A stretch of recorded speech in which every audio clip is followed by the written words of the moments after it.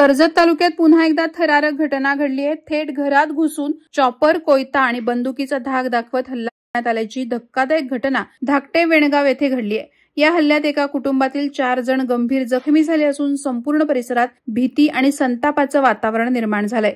मिळालेल्या माहितीनुसार गुरुवार दिनांक 9 ऑक्टोबर रोजी पहाटे सुमारे 4 वाजता धाकटे वेणगाव येथील शिंदे कुटुंबाच्या घराचा दरवाजा तोडून काही हल्लेखोरांनी थेट घरात प्रवेश केला।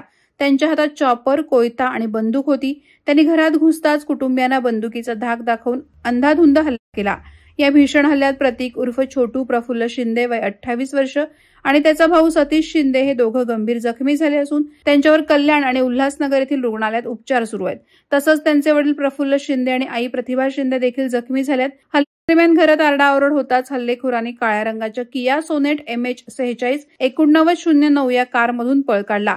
घटनेची माहिती मिळताच कर्जत पोलीस ठाण्याचे पोलीस निरीक्षक संदीप भोसले यांच्या मार्गदर्शनाखाली सहाय्यक पोलीस निरीक्षक लटपटे आणि पोलीस पथक घटनास्थळी दाखल झाले।